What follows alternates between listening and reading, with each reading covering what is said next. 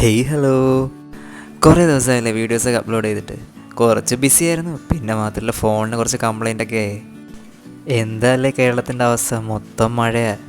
ഉറക്കണീറ്റപ്പോൾ ഏകദേശം 10 മണി കഴിഞ്ഞ കേട്ടോ. അപ്പോഴാണ് ഷജിമൻ്റെ കസിൻ തൃശ്ശൂരിൽ നിന്ന് എറണാകുളത്തോട്ട് വന്നത്. ഇവിടെ അടുത്തൊരു കുളമുണ്ട്, അങ്ങനെ കുറേ ദിവസമായി പോകണം എന്ന് വിചാരിക്കുന്നു. നമ്മൾ കുളിക്കാൻ പോയാണ്.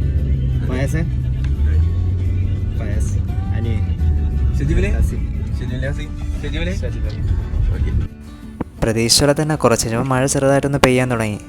ഫയസാണെങ്കിൽ കുറേ നേരം കൊണ്ട് നോക്കിക്കൊണ്ടിരിക്കുകയാണ് ഈ സൺറൂഫ് തുറക്കാൻ വേണ്ടി. ഞങ്ങൾ പറഞ്ഞു മഴയാണ്, എന്നാലും പറ്റില്ല, അവനെ തുറന്നേ പറ്റൂ. പിന്നെ അങ്ങനെ കാറിൻ്റെ ഉള്ളിൽ വെള്ളം കയറുമെന്ന് പറഞ്ഞാൽ പെട്ടെന്ന് തുറന്നിട്ട് അങ്ങ് അടച്ചു. അപ്പോൾ ഈ കുളത്തിൻ്റെ സ്ഥലം വന്നിട്ട് നമ്മുടെ കാക്കനാട് തന്നെയാണ് കേട്ടോ. ആക്ച്വലി ഇതൊരു ഹിഡൻ സ്പോട്ടാണ്. ഞങ്ങൾക്കിവിടെ റൂമിൽ നിന്നൊരു 10 to 15 minutes. യെസ്, ഞങ്ങളങ്ങനെ സ്ഥലത്തെത്തിയിട്ടുണ്ട്. എൻ്റെ അമ്മ, നമ്മൾ ഇത്രയും തിരക്ക് പ്രതീക്ഷിച്ചില്ലേ.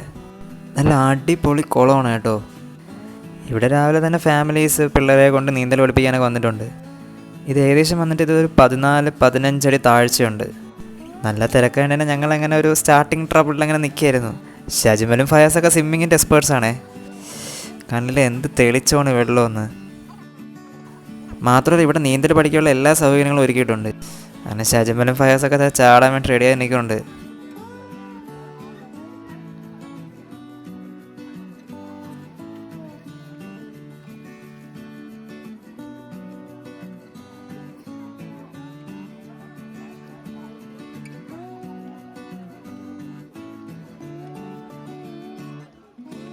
പിന്നെ ഞാനും അനിയനാണെങ്കിൽ ചെറുതായിട്ടൊക്കെ വന്ന് സ്വിമ്മിങ് ഒക്കെ ചെയ്യും, പക്ഷെ വലുതായിട്ട് അങ്ങനെയൊന്നുമില്ല.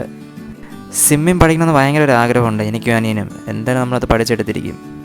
ഇനിയിപ്പോൾ ഈ കുളം ഇവിടെ അടുത്തായതുകൊണ്ട് തന്നെ എന്നും പോയി നീന്തി പഠിക്കാം. ഞങ്ങളൊരു 1 മണിക്കൂർ ഇവിടെ സ്പെൻഡ് ചെയ്തായിരിക്കും. അപ്പോൾ ഇന്ന് ഇത്രയേ ഉള്ളൂ. ബൈ.